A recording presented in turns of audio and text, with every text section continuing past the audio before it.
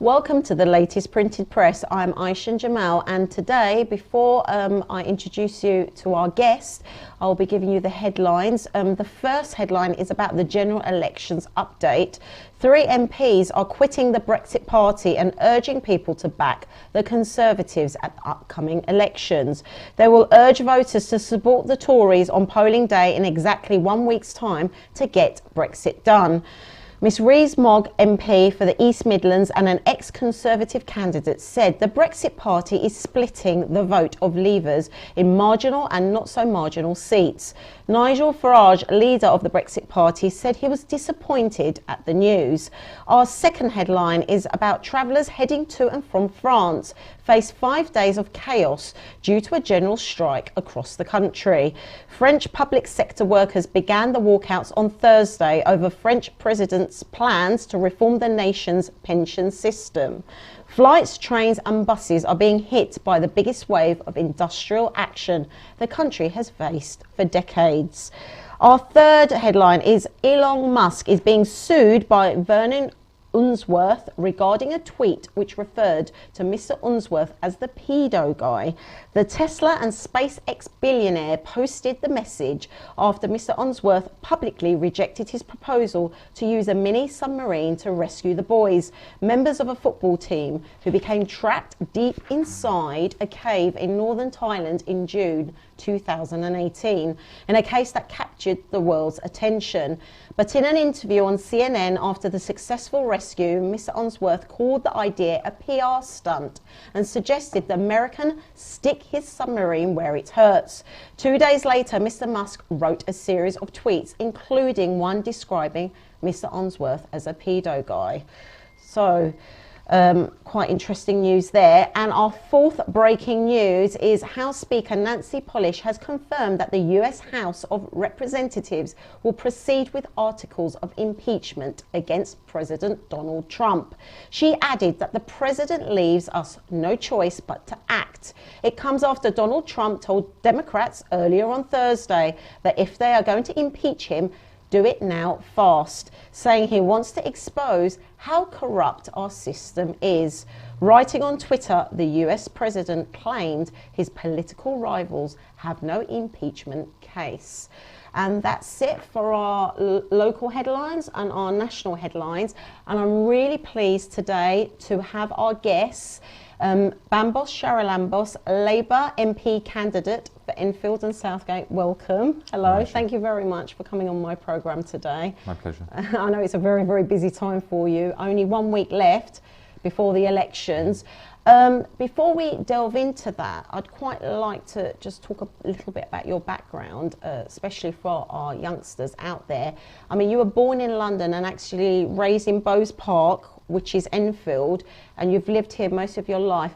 How does it now feel to actually represent the borough of Enfield and Southgate? I mean, it must be quite a great feeling. Can you tell us your thoughts? It's been a wonderful feeling because people I've grown up with know me. People that I've helped over the years, saying thank you. So I really feel part of the community, and it's a real honour and a privilege to represent the community. If we just talk a little bit about your background, you went to a Liverpool Polytechnic and you achieved a law degree there. But you were also, I mean, I did a little bit of research, you were elected as Vice President of the Students' Union, and that's quite a big achievement quite early on in your life. Do you think that's what shaped your life into becoming a politician? I mean, if you could tell us when was the first time you thought of becoming a politician and how you got into it? Well, my parents were always left-wing, so I always had an interest through my parents. And so when I was at school, I was very aware of it because I went to school when Margaret Thatcher was Prime Minister, and she was very unpopular with certain people. And so I joined the Labour Party when I was 16, but I was an ordinary member, and then when I went to study at Liverpool, I got involved in student politics, and I absolutely loved it. So that got me thinking about maybe I could represent people first on the council and then in Parliament. So that's what sowed the seed. And I learned so much in that year as Vice President of the Student Union.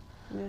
There were lots of student issues. We went on demonstrations about grants, not loans. It's quite ironic now that we were trying to fight to save our grants. Now we have student loans that are eye-wateringly high now, that are causing huge concern for young people because they're saddled with so much debt early on.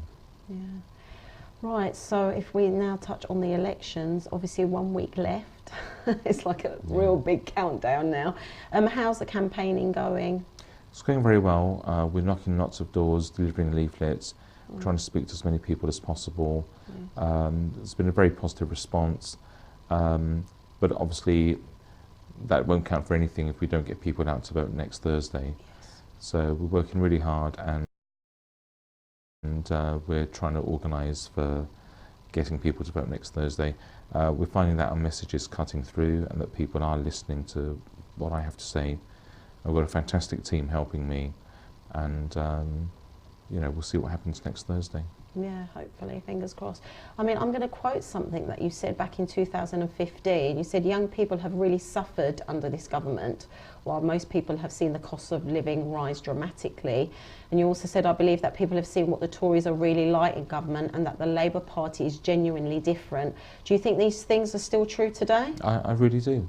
I think, first of all, young people have now lost the education maintenance awards they used to have. Also, we've seen with austerity, we've seen loss of youth provision for young people, and also schools now are facing huge sort of cuts to their budgets. So many schools are trying to fundraise for education, and also just the prospects of young people. I think young people are actually genuinely frightened as to what the future holds for them. So all this uncertainty is really affecting them. So we've seen all those problems, but also for ordinary people, we've seen a rise in violent crime, and again, that makes young people afraid. Part of that rise has been as a result of the lack of police numbers, because people are now fearless of committing crime because they don't think they're going to get caught.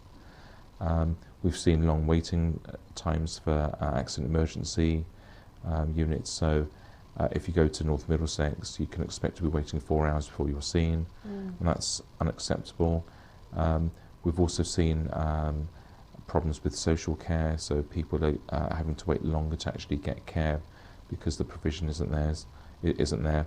So all these things are problems that we want to fix, and I think what Labour has to offer is transformative. It will actually change the country, and I think we've got a really good offer there to actually fix these problems. And that's why I got into politics, to actually try and solve the problems that we have in our society. Yes.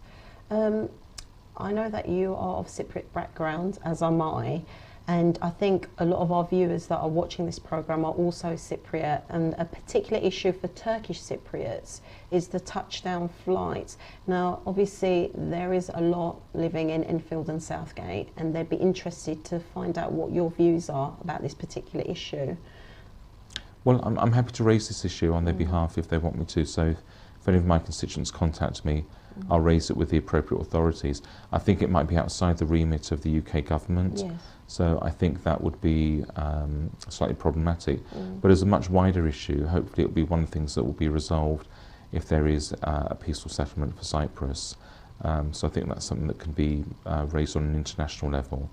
And I do hope that we have a solution so that everyone can travel freely without any hindrance. Yes, I know that you particularly helped a Turkish Cypriot family with an issue in Cyprus. Would you be able to tell us about that a little bit? That's right.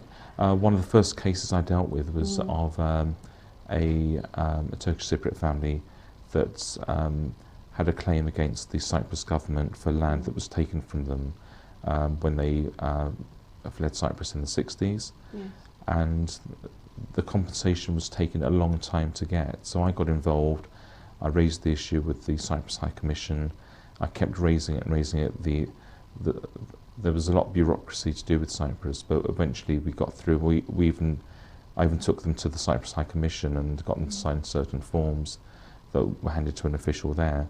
And eventually they got their compensation. So they got €330,000 for the loss of their land.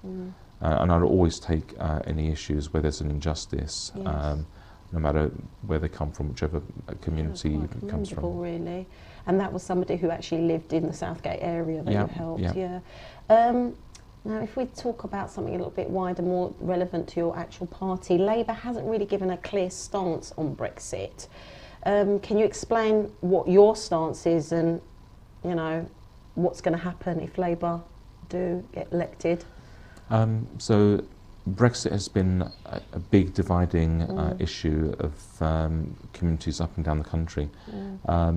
And with the Labour Party, 60% of the seats that are represented by Labour MPs voted to leave. Now, I'm a Remainer. I think leaving the European Union is a really bad idea, and I think it'll make us a lot worse off. And no matter what deal we strike with the European Union, I don't think it'll be as good as remaining in the EU. So I very much want there to be a second referendum, and I would campaign to remain. What the Labour Party is offering is that there is a second referendum with an option to remain. But if you're giving people an option, you have to have something else on the other side. And that something else will be a Labour negotiated deal, because we can't put Boris Johnson's deal, because I think that would be a catastrophe. Theresa May's deal was bad. It was so bad that, you know, Boris Johnson and a number of other Conservative MPs voted against it. So we'd want to have a Labour negotiated deal that we could say to people, you can still leave if you want, but you can leave on these terms. Yes, I understand, yeah. Or we remain, and that should be what's put to the people. And I think the reason why we should have a second referendum is because there are so many things we didn't know about when the referendum came about the first time round. We weren't talking about Northern Ireland, about the customs union. We weren't talking about medicine shortages. We weren't talking about food shortages. Even the government's own papers, the Yellowhammer documents, show that we're going to be worse off as a result. And for me, I think that's that isn't acceptable, and I think we should have another chance to put forward the arguments for and against it, especially as we're so much better informed now than we ever have been. Yes, than we were before, that's true.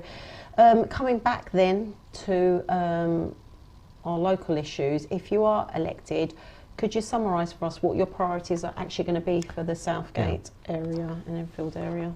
So one of the big issues I touched on earlier is safety, like policing. So many people feel unsafe now because of the police cuts. So I would campaign to get more funding for police numbers. Every ward in Southgate used to have 6 police officers. Now that number's been cut to 3. Yes, which is quite marginal. It's a really small number. I've noticed that everywhere, that it's not just the local area. I've noticed that even going into central London, policing has really gone down, hasn't it? Yeah. And so if you think there are 3 people, 3 officers for 1 ward in Southgate, which is roughly 10,000 people, and those officers work shifts, it's going to be very hard for them to actually keep people safe. So I want more funding for policing, because we need to solve the issue about knife crime and about gang violence. But you also need to add that policing is one way forward, but also you need to make sure there's an investment in young people. We need more mentoring, we need more youth facilities, we need to support our clubs and societies, and we need to make sure that they're properly funded to actually give diversionary activities for young people. So policing is one of them. The other one is about health. The NHS I mentioned earlier is a big problem. So many people have got long waits to see their GP or to when they go to hospital. There's currently 100,000 vacancies in the NHS for nurses. We need to fill those vacancies. Third issue is education. I'm a school governor. I went to St Michael at Bowes Junior School where I'm a governor, and I'm also a governor at Eversley. And they've local school. Yeah, it's a great school. And there's a shortage of, there's a real problem with funding at those schools and other schools in the constituency, so we need to get more funding for the schools. How would you go about doing that though? How would you get more funding for those schools? I think you've got to win the argument. So one of the things that I did was I invited head teachers from local schools to meet with me and the schools minister in Parliament. So we met with Nick Gibb, who's the schools minister, and I made them pitch their case as to what they needed the funding for. And it was a very positive meeting, and he did listen, and then he would be able to advocate the case to the Treasury to speak to the Chancellor and try and get more funding for schools. So it's quite promising then, you think, that you'd actually make waves and be able to progress with that? Yeah, I think yes, so that was something that I was able to do. I mean, obviously, if next Thursday you have a Labour government, then we've promised more funding for schools, but also children with special needs as well. Yes. Because as part of the cuts that schools have faced, they've got rid of teaching assistants, which means that children that have particular needs in the classroom aren't being attended to. That's right, the inclusion teams are very whittled down of late within schools, yes. And it makes it much harder to teach, because if you have a child that needs more attention than the other children, it's very hard as a teacher to strike that balance. Yes. So we want to make sure there's proper investment in special educational needs, and that we do get those TAs back, and they are able to allow teachers to teach, which is what teachers desperately want to do. Yes. But obstacles are being placed in the way for doing that. So those are some things that will be priorities for me. And obviously I'll pick up any local issues that crop up. There was some of my constituents were concerned about the ongoings-on of a Tottenham Park cemetery. Yes, I was going to move on to that. You've done quite a lot of things for that. If you could tell us about what you've done with that. I was contacted by two constituents that had relatives buried in Tottenham Park Cemetery. It was a private cemetery, and you wouldn't think this, but private cemeteries are governed by very old Acts of Parliament going back to the 1850s. Yes. And it seemed to be that this was being described politely as mismanaged, the cemetery. So we wanted to take action against the people that were running the cemetery, and we had to lobby another minister to get the government to take action, to get an inspector to inspect the cemetery and see what action can be taken. So I worked with Mayor Lecce we had meetings with the minister, and we met with representatives from the community. We met with the local police. I mean, it was really traumatic, because gravestones were being broken. Yes, it's a huge issue. Yeah. So I'm, and the cemetery's under new management. So somebody who we've met with, who is has got a very positive outlook and has got a track record in dealing with cemeteries and funerals. So somebody that understands what the needs are. There's still a long way to go, because we need to try and work out who was buried where and who has the deeds for the plots. But there's a lot of goodwill there, and it looks like we will be able to have a happy solution to this, although it's not over yet, so we need to work with that. But it's, I was very pleased to be able to represent people from the community in that. So any issues at all that crop up, as a member of Parliament, I've been there to try and serve my constituents with their problems. I have regular surgeries. I try and meet with them and address their needs, and that's what's really important. Yeah, I mean, I'm just looking, because I've just gotten messages for a question that the public want to answer. That's why I was looking at my phone. It's been asked here. Is it the Republic of Cyprus that objects flights to Ercan? What are your thoughts about that? I don't know. I'm just going to open it up and just see the full question. So it's, should the Turkish Cyprus be entitled to fly directly into Ercan? So that's the question that's been put to me. Yeah. Obviously there are talks going on at the moment, and that might be one of the things that is looked at. I mean, with any sort of peace process, you have to have measures of goodwill, and it might be something that can be discussed. But I think it's, again, it's something I'm happy to raise with the powers that be. Yeah. And there's a bit of a controversial question here as well. Basically, is how can Labour take a positive approach to Cyprus when MPs describe Turkey's intervention as an invasion and occupation? Most anti-Turkish MPs in the last few parliaments were all from the Labour Party, apparently. What are your views about this? It's just come from a viewer. Yeah, I think terminology is important. Yes. I think some people would call it invasion, some Yes. people would say intervention. That's right. And I think it's I think you have to sort of try and balance it. So I think maybe sometimes people use clumsy language, and I'm, you know, maybe used some clumsy language there. But I think that the key thing is we want to make sure that Cyprus works as a community, that you know we're all Cypriots, and we should all be able to live in peace in one island as Cypriots. That's right. And that's got to be the overarching thing. Yes. And I know people get hung up about sort of different terms, but I think we need to look at the wider picture. Definitely. And I think we do need to understand the past. We do need to sort of reflect that, you know, Cyprus didn't start in 1974. There's also what happened in the 60s. Yes. And we need to a good way forward to actually raise those issues. Yes. Anyway, thank you for answering those public My questions for us.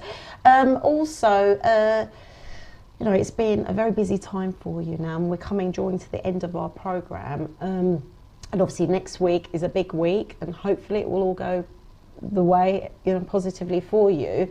But what are your plans after that then? Say you are elected and you do become our representative for Enfield and Southgate. Do you have any plans at all after that, generally? Well, my plans would be to get back out and start having surgeries and try and solve people's problems, Yes. to deal with a number of issues that that people have that are local issues.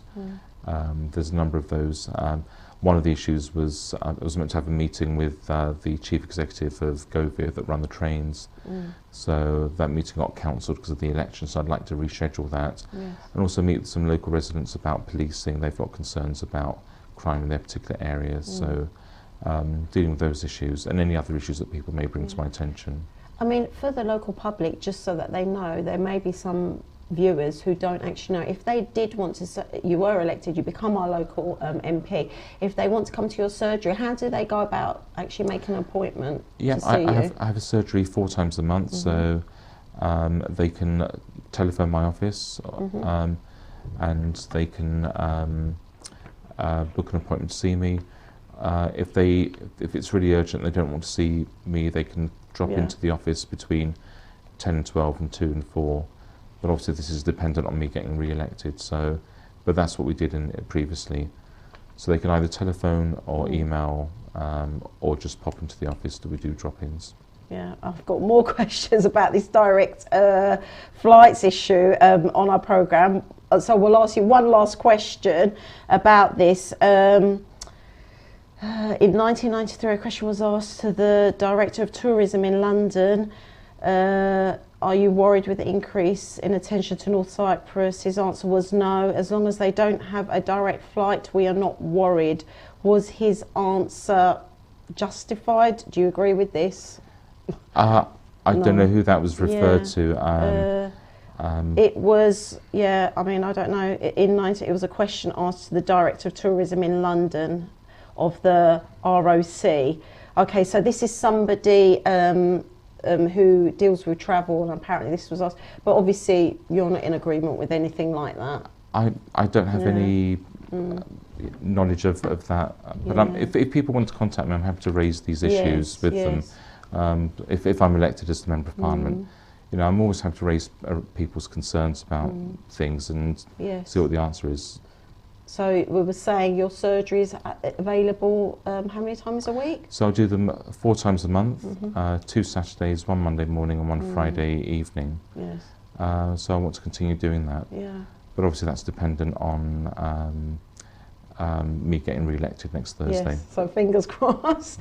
Obviously the other message is people need to vote, because surprisingly in the past elections people haven't voted, so it's very, very important. But apparently this year it's the highest number that have actually put in to vote, which is a promising thing. What are your views about that? Yeah, I think everyone should vote. I think it's very important to make sure your views are known. Yes. So yeah, I'd encourage everyone to vote. So please make sure you vote on December the 12th. Yes. And lastly, away from politics and current affairs, once this is over, what other sort of activities or hobbies do you like to do? I do like going to the cinema, so there's a few films that I would love to see, but I haven't had a chance to see. But also I like seeing live music, so there's 1 or 2 bands that I would like to see as well, so that's what I'd like to do. It'll be nice to relax. It would be very nice to relax, yeah. But you were saying, how many steps have you done today? So I've only done 8,000 today. 8,000, wow. But I did 17,000 yesterday. Oh, so it's hard work, and thank you very much for coming on my programme. Thank you very much for sharing your views with us. The best of luck for the elections next week. Thank you. And if you are elected, hopefully we'll see you again sitting on this seat and as part of our programme. Thank you very much for coming on my programme today. Thank you. And that's it from us. Have a very good evening from Euro Genç TV. Thank you.